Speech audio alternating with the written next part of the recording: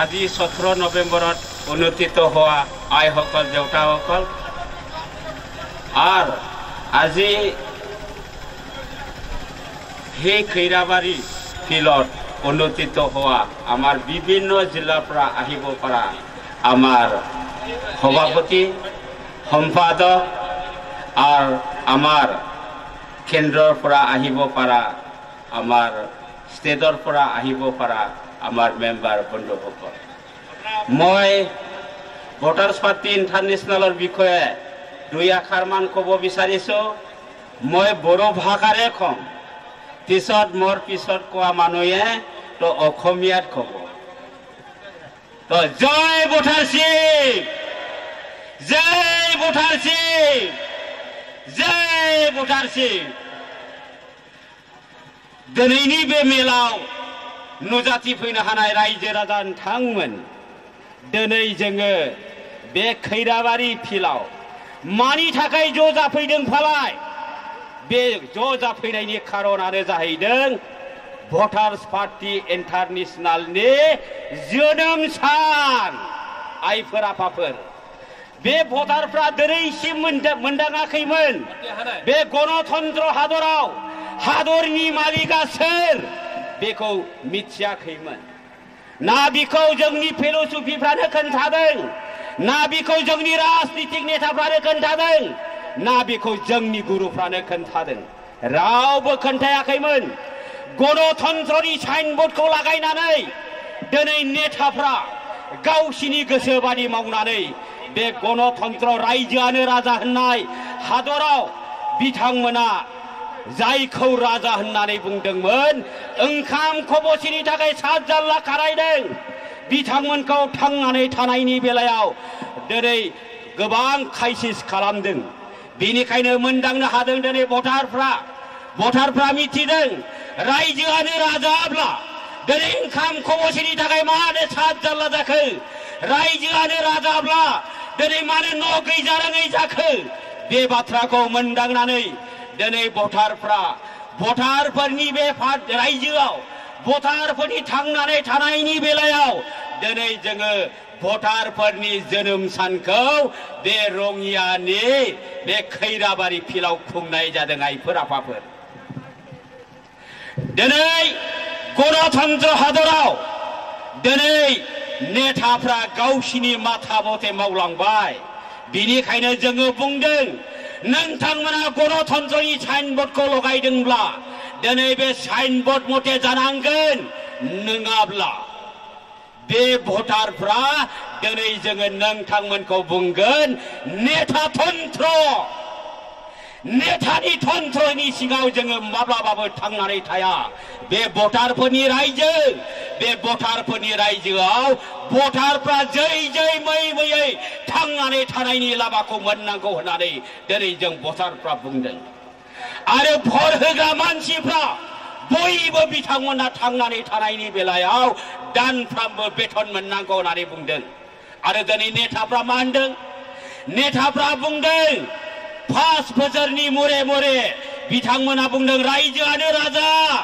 नोंथांमोननि बेसेन गोनां भटखौ उमुक सिनाव होनानै जोंखौ देरहाहोदो नै जोङो हस्पिटाल होगोन नै जोङो लामा होगोन नै जोङो इउनिभार्सिटि कलेज होगोन नै जोङो लामा खालायनानै होगोन होननानै नोंथांमोननि आइ आफामोननि बेसेन गोनां भटखौ दिनै थगाय 78 बोसोर थगायनानै लाबाय आइफोर आफाफोर 78 बोसोर थगायलांबाय दिनै जोङो मोनदांनो हादों दिनै गणतन्त्र हादराव गणतन्त्रनि दिनै बे सग्रान्त राजनीतिक नेताफ्रा बिथांमोना जायफोर नेता जादों थालानि मालिक जालांदों आरो जायखौ मालिक होननानै बुंदोंमोन ओंखाम खबसेनि थाखाय सात जाल्ला जालांदों आइफोर आफाफोर बेनिखायनो पुनर बिसारनि गोनां जरुरी जानानै फैदों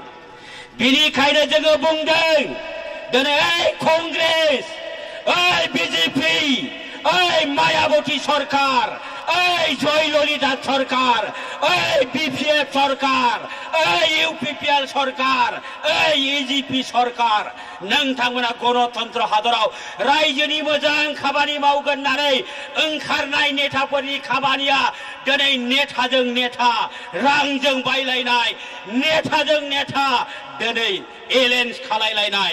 मानो बेबादि नुनो मोनखो जोंलाय? दिनै बिहाराव नुनो मोनदों रायजो राजाफ्रा भटखौ होदोंमोन मोनसेयाव, नाथाय दिनै बै थाखा गोनां मानसिफ्रा दिनै नोंथांमोननि जोंनि भट होनाय बेखौ अबेबा लामायाव गारहैनानै बिथांमोना गावसिनि गोसो बादि भट होनानै गावसिनि बिजेपि राजनीतिक दलखौ देरहाहोदों आइफोर आफाफोर। होमब्ला बेबादि जालांबायब्ला रायजोआनो राजा होननाय बे रायजोनि इसा मथे जादों नामा आइफोर आफाफोर? जायाखै। बेनिखायनो जोङो बुंदों बे गणतन्त्र हादरब्ला रायजोनि इसा मथे जानांगोन। बेखौ जोङो दिनै बे जायगानिफ्रायनो दिनै आसाम सरकार, भारत सरकारनिसिम जोङो आवाज होदों गणतन्त्र हादराव रायजोआनो राजा आरो बिथांमोननि मोनथायखौ नोंथांमोना कानुन बानायनानै दानफ्रामबो 11,900 टाका करि होनांगौ। नङाब्ला नोंथांमोनखौ हरनि 12टायावनो जोङो होखारनाय जागोन। आरो दरखार जायोब्ला महात्मा गान्धीनि नटखौ कागज बानायनो हायाब्ला जोंबो भटार नङा होननानै जोङो प्रतिश्रुति लानानै दिनै जोङो भटार्स पार्टी इन्टारनेशनेलनि बे बाथ्राखौ गामियाव, सहराव, नोगोराव जोङो थांनानै खोन्थाफैदों।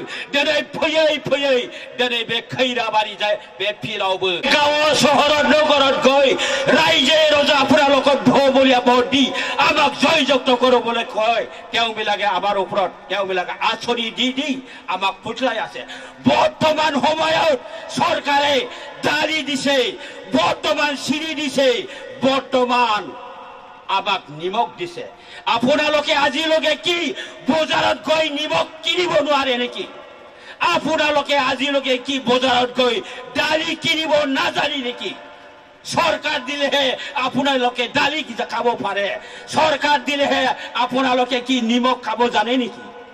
বর্তমান সময়ত সব এই নেতাবিলাকে আপোনালোকক নিজৰ দেশৰ মালিকবিলাকক কেনেকে বনাই কি কৰিব গৈ আছে।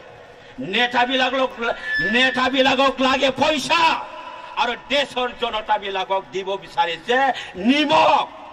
দেশৰ নেতাবিলাকে লৈ আছে নোট আৰু ৰাইজক দি আছে দালি।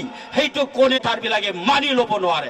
যদিহে সঁচা হৈছেকে দালি ল'ব লাগে তো তেতিয়াহ'লে MLA MP বিলাকৰ দালি ল'ব লাগিব, MLA MP বিলাকৰ নিমখ ল'ব লাগিব, MLA MP বিলাকে চিনি ল'ব লাগিব।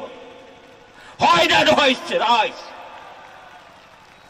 আমাৰ মাজত ষড়যন্ত্ৰ কৰি তেওঁবিলাকে ৰাজনীতি খেলি আছে, রাজনীতি কৰি আছে, কোট কোট পয়সা খৰচ কৰি নেতাবিলাকক কিনি আছে। কিনিছে না নাই আইসকল দেউতাসকল? তো আমি কৈ আছো বৰ্তমান সময়ত ভোটাৰ্স পাৰ্টি ইণ্টাৰনেশ্যনেল আহি আছে। এৰি দিয়ক গাদী, নহ'লে আপোনালোকক আজি নহয় আমি খেদিম। তো সেইটোৰ কাৰণে ভোটাৰ্স পাৰ্টি ইণ্টাৰনেশ্যনেলে কৈছে দিয়াটো সঁচা, খোৱাটো মিছা। হয় না নহয়? দি আছে তেওঁবিলাকে অৰুণোদয় আঁচনি, দি আছে বিভিন্ন আঁচনি মানে দুৰ্নীতি। হয় না নহয়? কোনবা পোৱা কোনবা নোপোৱা। পোৱা মানুহবিলাকেতো ভাল পালে চৰকাৰে দিছে, চৰকাৰৰ মানুহ বোলে তেওঁবিলাকে ভাবিলে, কিন্তু নোপোৱা মানুহবিলাকে কাৰ মানুহ হৈ গ'ল? তেওঁবিলাকে मोननैयाथ' सानबाय सरकारा जोंनो होदों, सरकारनि मानसि होननानै मोनैफ्रा सोरनि मानसि फालाय? बेनिखायनो जोङो बुंदों गणतन्त्र हादराव बे हादरनि गुबै मालिकफ्रा भटारानो। आरो बे भटारफ्रा भट होनायनि मुङाव बिथांमोना भागता मोननांगौ। बे बाथ्राखौनो आङो दिनै बे खैराबारि बे फिल्डआव आङो नोंथांमोननिसिम मेसेज हरबाय आरो आंनि बिबुंथिखौबो आङो एसेयावनो फोजोबबाय। जय भटारशिप, जय भटारशिप। जय भटार सिंह।